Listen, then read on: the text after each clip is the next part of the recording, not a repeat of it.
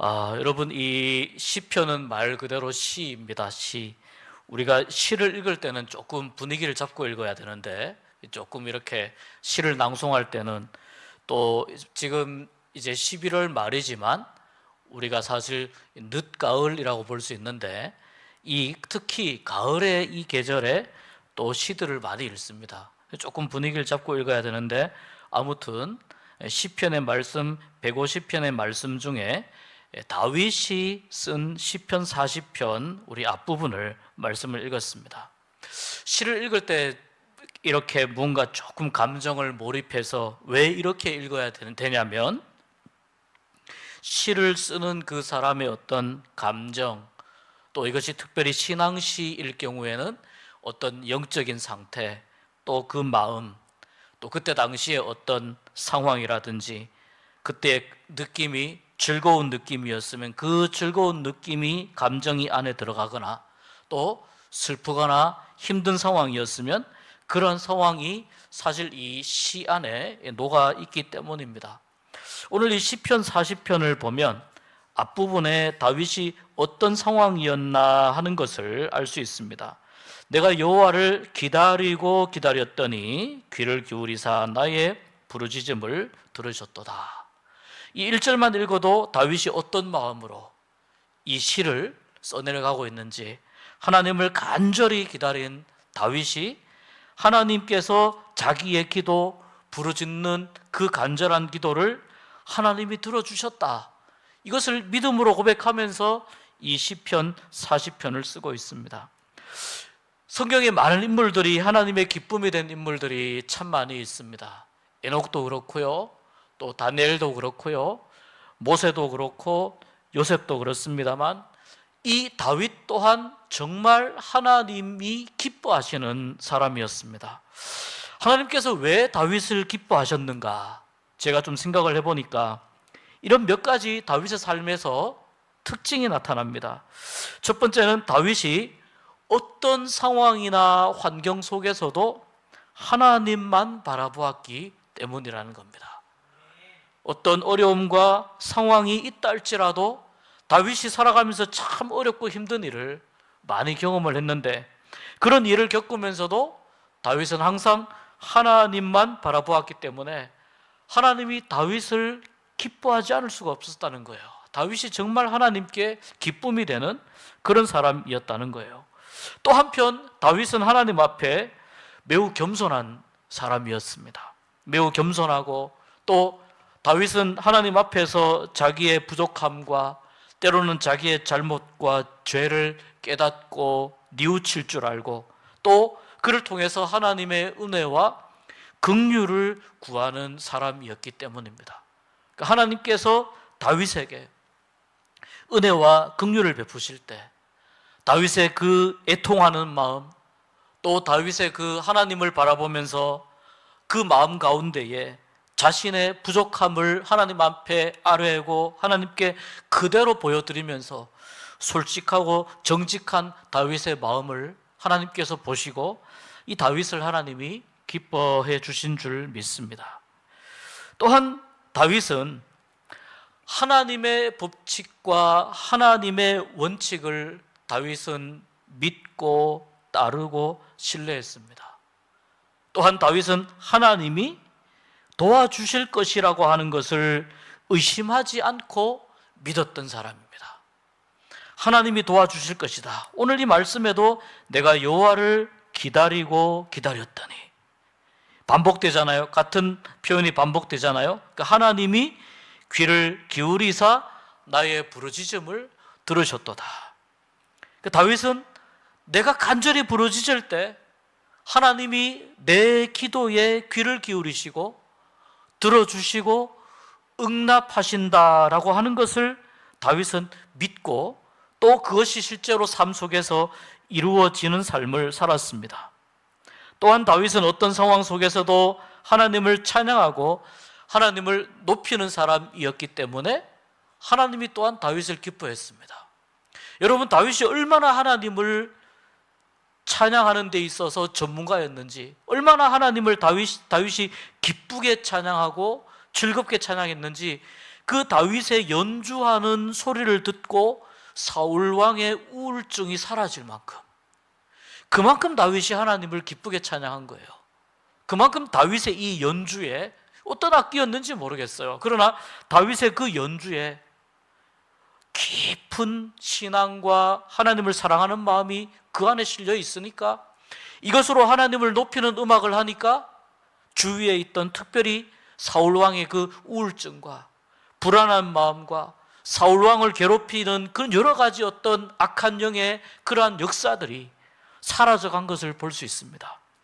하나님을 사랑하고 하나님을 높이고 하나님을 찬양하는 다윗에게서 이런 일들이 일어났다면, 여러분, 오늘 우리도 하나님을 진심으로 사랑하고 하나님을 깊이 찬양하고 하나님을 뜨겁게 높이고자 하는 우리의 마음으로 하나님 앞에 찬양하고 기도할 때에 하나님께서 우리 가운데에도 큰 은혜 베풀어 주시고 역사하여 주실 줄 믿습니다. 하나님이 베풀어 주시는 은혜가 오늘 이 시간 여러분의 삶 가운데 임할 수 있기를 주의 이름으로 축복합니다. 여러분, 그래서 오늘 말씀의 제목을요, 여호와를 기다리는 자의 기도라고 정했습니다. 하나님을 간절히 기다리는 다윗, 하나님의 법칙을 인정했고 하나님의 도우심을 인정했고 어떤 상황 속에서도 하나님을 바라볼 수 있었던 그 다윗, 이 다윗이 2절에 이렇게 고백을 해요. 나를 기가 막힐 웅덩이와 수렁에서 끌어올리시고 내 발을 반석 위에 두사 내 걸음을 견고하게 하셨도다. 그 다윗은 이 유대 지방에 양을 치는 그 목동이었기 때문에 그 유대 지방의 지형을 굉장히 잘 알고 있었습니다. 자신이 살고 있었던 그 베들레헴이나 이쪽 지역에, 또는 유대 쪽의 광야 쪽에 대해서도 다윗은 굉장히 잘 아는 사람이었습니다. 특별히 이렇게 유대 광야 쪽은요, 여러분, 이렇게 올라와 있는 땅과 골이 굉장히 깊게 파여져 있습니다. 아주 막 거대하고 그렇다기보다는 이런 것들이 이렇게 오밀조밀하게, 유대 광야 사진을 이렇게 찍은 사진들을 혹시 보셨는지 모르겠습니다. 보면은 가까운 거리이지만 골이 너무 깊기 때문에 건너갈 수 없는 그런 어떤 지형들이 굉장히 많이 있습니다. 그러니까 자칫 잘못하면 여기 다윗이 고백한 기가 막힐 웅덩이나 수렁에 빠질 가능성이 굉장히 높은 것이 특별히 이 유대 광야 지역입니다. 다윗이 이 유대 광야 지역에서 어떤 경험을 많이 했습니까? 도망자로서의 삶을 많이 살았습니다. 그러니까 광야의 삶 속에서 다윗은 얼마나 많은 웅덩이와 얼마나 많은 수렁들을 만났을지 우리가 짐작을 해볼 수 있습니다. 그런데 여러분, 이 기가 막힐 웅덩이와 이 수렁을 다윗의 인생에 놓고 이렇게 생각을 해보면은, 다윗의 인생 가운데에서 다윗이 맞부딪혔던 어떤 큰 위기 같은 상황하고 연결이 될 수 있다는 거예요. 성경을 읽어보니까 다윗이 만났던 가장 처음 큰 위기가 어떤 것이었을까? 제가 이렇게 보니까 물론 양을 치면서 사나운 들짐승들하고의 싸움도 정말 큰 위기였을 겁니다. 그런데 정말 다윗이 자기의 인생에서 목숨을 건 큰 위기였다고 하면 역시 골리앗과의 싸움을 이야기 안 할 수가 없습니다. 골리앗과 다윗은 누가 보아도 비교가 되지 않는 상황입니다. 그야말로 다윗이 여러분 골리앗에게 덤빈다는 것은 어떤 겁니까? 계란으로 바위 치는 거예요. 골리앗은 그 어떤 이스라엘의 지금 장수도 감히 도전해 볼 수 없을 만큼 엄청난 체격, 몸이 클 뿐만 아니라 전투에 최적화되어 있는 그러한 상태를 가지고 있었습니다. 골리앗하고 어느 누가 맞붙어도 유대인 중에 장수들 중에 이길 수 있는 사람이 한 명도 없었습니다. 당시의 왕이었던 사울이 일반 유대인들보다 키가 머리 하나가 더 올라올 만큼 컸거든요. 그러니까 당시 사울 왕도 풍채가 굉장히 좋은 사람이었습니다. 그럼에도 불구하고 사울도 이 골리앗에게 함부로 덤비지 못할 만큼 그렇게 골리앗은 그야말로 무적이었습니다. 적이 없는 그런 블레셋의 장수였습니다. 골리앗도 그걸 압니다. 그러니까 어떻게 했습니까? 이스라엘 백성들을 계속 도발하는 거예요. 그러면서 너희들 중에 나하고 겨루어서 뭐 어떻게 할 수 있는 그런 장수가 한 명도 없느냐. 그런데 이 이스라엘 백성들만 그렇게 도발하면 이스라엘 백성들이 좀 그래도 참고 있을 텐데 이스라엘 백성들의 하나님도 이 골리앗이 무시했다는 거예요. 그래서 다윗이 우리 하나님을 무시하는 저 골리앗을 어떻게 내가 그냥 둘 수 있느냐. 다윗이 겁도 없이 덤빕니다. 여러분, 사람의 눈으로 볼 때는 정말 그렇습니다. 다윗이 겁도 없이 덤비는 거예요. 다윗이 승산이 없는 싸움을 걸고 있는 거예요. 아무리 다윗이 좋은 무기를 써도 골리앗 앞에서 꼼짝도 할 수 없는 그런 상황 가운데에 처하게 되는 거예요. 어떻게 보면 다윗이 기가 막힐 웅덩이, 자기 인생에서 기가 막힐 웅덩이를 만났다고 볼 수 있습니다. 그러나 이 싸움은 어떠한 최신식 무기도 아니고 어떠한 골리앗이 가지고 있는 칼이나 창도 아니고 다윗이 오랫동안 삶 속에서 그가 오랫동안 연마했던 그 물맷돌을 던지는 이 다윗의 공격으로 인해서 이 물맷돌 하나에 그 어마어마한 골리앗이 나가 떨어지게 됩니다.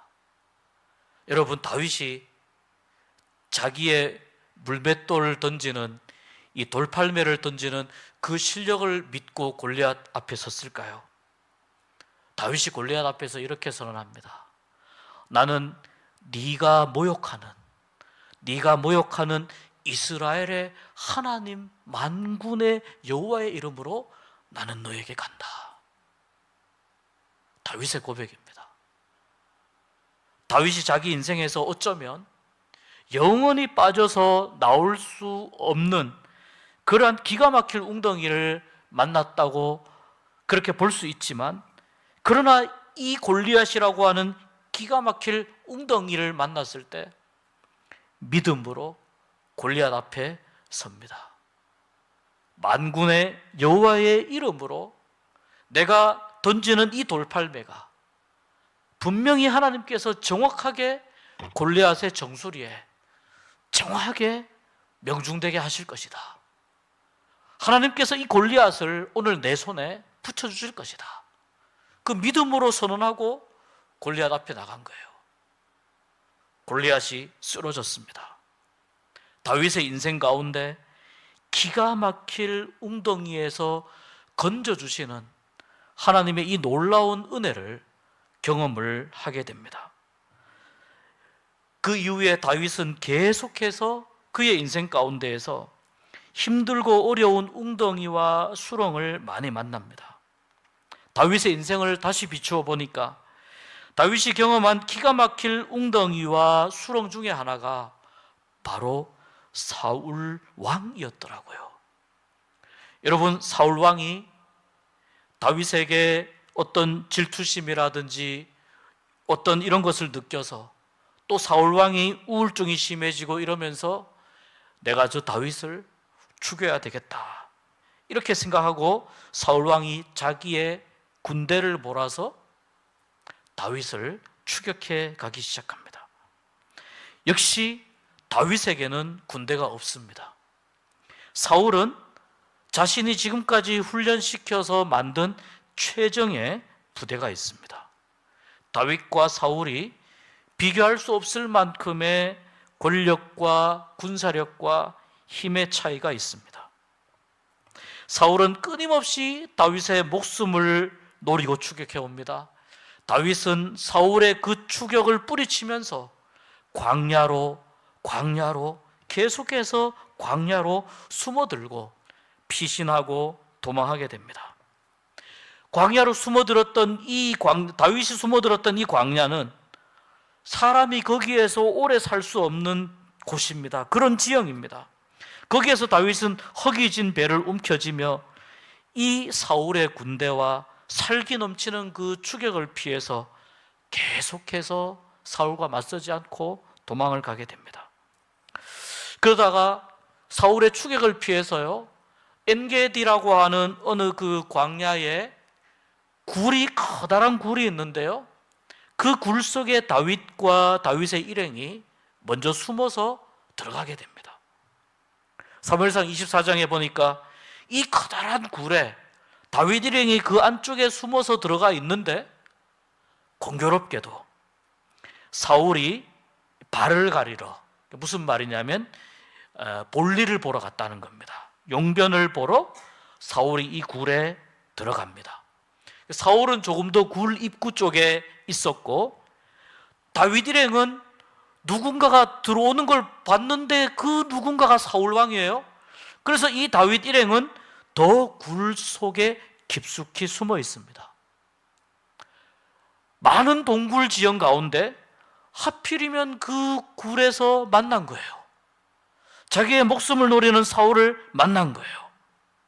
너무나 공교롭습니다.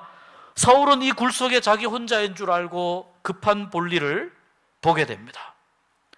자, 그 안쪽에서 숨어있던 다윗과 다윗의 일행들이 이야기를 합니다. 다윗의 사람들이 다윗에게 뭐라고 이야기하냐면요, 보소서, 여호와께서 당신에게 이르시기를 내가 원수를 내 손에 넘기리니 너의 생각에 좋은 대로 그에게 행하라 하시더니, 다윗, 이때는 왕이 아니죠. 지금 오늘이 바로 그날입니다. 하나님이 사울을 당신의 손에 넘기셨습니다. 다윗이 조용히 몰래 가서 사울의 겉옷자락, 아마 사울이 겉옷자락을 벗어서 옆에 놓지 않았을까요? 그래서 사울의 겉옷자락을 일부분 베어서 다윗이 가지고 옵니다. 그런데 이 겉옷자락을 베어서 가지고 온 게 다윗의 마음에 찔리는 거예요. 그런데 다윗과 함께한 사람들은 무슨 이야기 하는 거예요? 하나님이 사울을 당신의 손에 주셨습니다. 당신의 마음대로 하십시오. 그런데 다윗은 가서 다윗이 마음대로 어떻게 하지 못하고 겉옷자락만 베어서 왔어요.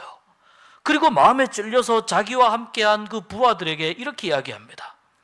내가 손을 들어서 여호와의 기름 부음을 받은 내 줄을 치는 것은 여호와께서 금하시는 것이니 그는 여호와의 기름 부음을 받은 자가 됨이니라. 그리고 심지어 다윗이요, 자기와 함께한 사람들에게, 자기 편 사람들에게 이렇게 이야기합니다. 사울을 절대로 해하지 마십시오. 이렇게 이야기합니다. 사울을 해하지 마십시오. 사울이 겉옷을 입고 굴 밖으로 나갑니다. 겉옷자락이 잘린 걸 아직 모릅니다. 그리고 사울이 자기 부하들과 어느 정도 길을 나섰을 때 다윗도 자기 일행과 함께 굴에서 나가서, 제가 아까 말씀드렸던 것처럼 건널 수 없는 커다란 골짜기를 사이에 두고 사울은 이쪽 편에, 다윗은 저쪽 편에 서 있는데요, 그때 다윗이 사울을 부릅니다. 사울을 불러서 이야기합니다.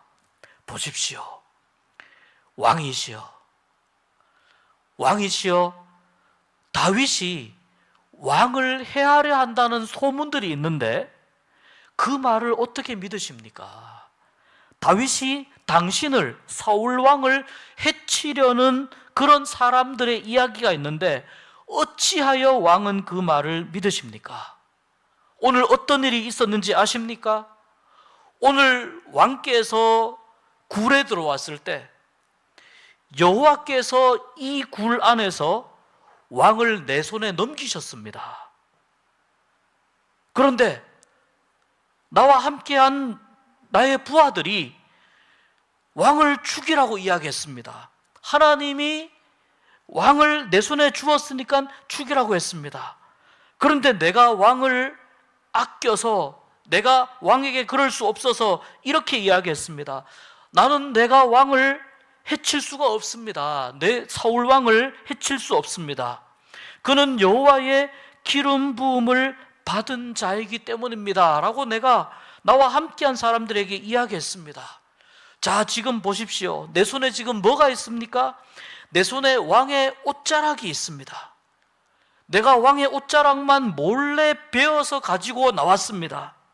그러니 내가 왕에게 어떤 악한 일을 했거나 어떤 죄를 짓지 않았다는 것을, 내가 왕에게 그런 마음을 가지고 있지 않다는 것을 왕이 알아주십시오.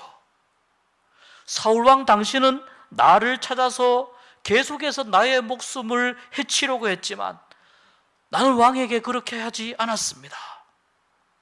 그리고 다윗이 계속 이야기합니다. 하나님께서 나와 당신 사울왕 사이를 판단해 주시기를 원합니다. 내 손으로는 사울왕 당신을 해하지 않겠습니다. 그리고 하나님이 이 모든 일들을 판단하셔서 나의 사정을 살펴주시고 나의 억울함도 살펴주시고 나는 왕의 손에서 내가 살게 되기를 원합니다. 이렇게 다윗이 사울에게 이야기합니다. 이 말을 듣고 사울이 이렇게 대답합니다. 보니까 깊은 골짜기 너머 다윗이 정말 자기의 겉옷자락을 흔들면서 이렇게 이야기하고 있는 거예요. 그래서 사울이 이야기합니다. 나는 너를 학대하였는데 너는 나에게 좋게 대해 주었으니 네가 나보다 더 의롭구나. 네가 나를 좋게 대해 준 것을 오늘 내가 확실하게 알았고 여호와께서 나를 너의 손에 넘기셨지만 네가 나를 죽이지 않았구나. 어떻게 사람이 원수를 만나면 평안하게 그를 가게 하겠느냐. 그런데 오늘 네가 나에게 행한 이 일로 인해서 하나님이 너에게 선으로 갚아주시기를 내가 원한다. 다윗아, 잘 들어라. 나는 네가 앞으로 왕이 될 것을 알고 있다. 그리고 이스라엘이 너의 손에 의해서 견고하게 설 것도 알고 있다. 그러니까 네가 왕이 되었을 때에 우리 집에서, 우리 가문에서 왕의 후손이 끊어졌을 때 네가 우리 자손들을 끊지 않고 우리 자손들을 잘 대해주기를 원한다. 그렇게 나에게 맹세해 주기를 원한다. 사울이 이야기해요. 다윗이 사울이 이야기한 그 말을 듣고 맹세를 합니다. 그리고 각자 사울은 자기 집으로, 또 다윗은 자기가 피하고 머물고 있던 요새로 돌아갑니다. 여러분, 오늘 제가 시편 40편의 이 말씀을 이렇게 읽으면서 다윗이 그 인생 가운데에서 얼마나 많은 웅덩이를 만났을까, 얼마나 많은 수렁을 만났을까. 양을 치면서 다윗이 얼마나 많은 웅덩이를 만났겠습니까? 거기에서 다윗이 양을 얼마나 많이 건져내었겠습니까? 그런데 자기 인생을 보니까 자기 인생 가운데에서 이러한 웅덩이, 기가 막힐 웅덩이와 수렁이 여기저기 많이 있는 거예요. 특별히 사울왕은 다윗이 자기의 인생에서 만난 가장 기가 막힐 웅덩이였다고 볼 수 있습니다. 다윗은 사울이 죽어야만, 또는 사울을 죽여야만 이 모든 고난이 끝난다는 것을 알고 있었습니다. 그렇지만 하나님께서 주신 그 기회를 다윗은 오히려 사울을 살려서 돌려보냅니다. 다윗이 이렇게 한 이유는 하나예요. 사울이 자신의 왕이고, 아직 사울이 왕이잖아요. 그리고 사울이 하나님의 기름 부음을 받았다는 것을 인정하기 때문이에요. 그런데 여러분, 사실은요, 다윗도 기름 부음을 이미 받은 상태예요. 기름 부음을 받았지만, 그러나 다윗은 사울이 기름 부음을 받았다는 그 사실을 인정합니다. 무슨 말이냐면 하나님의 질서를 다윗이 인정한다는 겁니다. 사울은 정말 다윗의 그 진실한 마음을 그 순간에 이해하고 자기를 살려준 다윗이 나보다 더 의롭다고 그렇게 인정해서 다윗이 장차 왕이 될 때 나의 친족들이나 후손들의 생명을 보호해달라고 부탁까지 합니다. 그리고 다윗은 그 부탁에 약속을 합니다. 사울은 다윗이 살아가는 그 인생 가운데에서 만났던 가장 기가 막힐 웅덩이와 수렁, 골리앗에 비교할 수 없을 만큼의 깊은 웅덩이와 수렁이었습니다. 그런데 이 상황 가운데에서 다윗이 사울에게 선대했던 바로 이 장면을 하나님이 어떻게 보셨을까 하는 것입니다. 여러분, 아마도 다윗의 고난은 끝이 나지 않았겠지만 바로 이 순간은 하나님께서 다윗의 인생 중에 가장 기뻐하시는 사건 중에 하나였을 것으로 생각이 됩니다. 다윗은 자신의 목숨을 걸고 사울을 살려준 겁니다. 여기서 사울을 정리하지 않고 사울의 옷자락만 베고 이렇게 이야기한 것은 계속해서 다윗의 고난이 이어질 것이라는 것을 알고 있으면서도 하나님의 기름 부음 받은 자 사울 왕에 대해서 다윗은 선대하고 또한 다윗은 사울을 존중해 준 것입니다. 그리고 여러분, 이 다윗을 기가 막힐 웅덩이와 수렁에서 구해준 분은 바로 하나님이셨습니다. 이 상황 가운데에서 사울을 자기 손에 붙이신 이 상황 가운데에서 다윗은 하나님을 생각했고 하나님을 기쁘시게 하는 선택을 하였습니다. 여러분, 하나님은 우리가 어떤 상황에 있는가, 어떤 깊은 웅덩이에 빠져 있는가, 살아가면서 그런 경험들 하시잖아요. 기가 막힐 웅덩이를 만날 때도 있고 수렁을 만날 때도 있고 가다가 아주 좋은 길을 만날 때도 있지만 또 어떨 때는 어떻습니까? 돌 같은 길을 건너가야 되고 산길을 헤쳐가야 되기도 합니다. 하나님은 우리가 어떤 상황에 있는지에도 관심이 많으시지만 하나님의 더 큰 관심은 어디 있냐면은 어떤 상황에 있다 할지라도 하나님께 기도하고 하나님을 기쁘시게 하는 그러한 선택을 하느냐, 하나님이 여기에 더 많은 관심과 여기에 하나님의 마음이 더 깊이 있다는 사실입니다. 하나님께서 다윗을 보시면서 한편으로는 얼마나 마음이 애틋하셨을까요?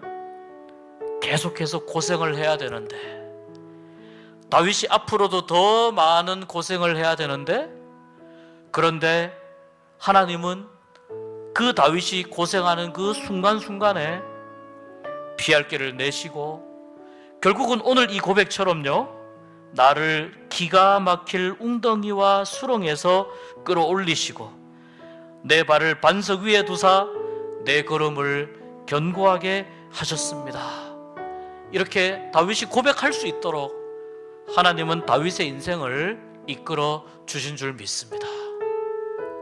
여러분, 어떤 환경, 어떤 상황 물론 중요합니다. 그런데 하나님이 우리에게 원하시는 것은 어떤 환경이나 어떤 상황에 있다 할지라도, 다윗처럼 기가 막힐 웅덩이를 만난다 할지라도 바로 그 자리에서 하나님을 바라보느냐, 그 자리에서 하나님을 찾느냐, 그 자리에서 하나님의 뜻을 이루기 위해서, 하나님이 기뻐하시는 일을 이루기 위해서 하나님께 간구하고 기도하느냐? 이것이 하나님의 진정한 관심인 줄 믿습니다.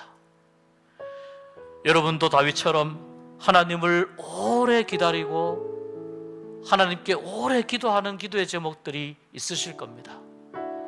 또 인생의 웅덩이에서 하나님의 구원의 손길을 기다리고 있는 분들도 있을 겁니다. 여러분, 이것 하나 분명히 믿으시기 바랍니다. 하나님은 반드시 구원해 주십니다. 반드시 하나님은 여러분을 구원해 주시고 반석 위에 여러분의 발을 세워 주실 줄 믿습니다. 그렇기 때문에 하나님을 바라보는 여러분들이 되시기를 바랍니다.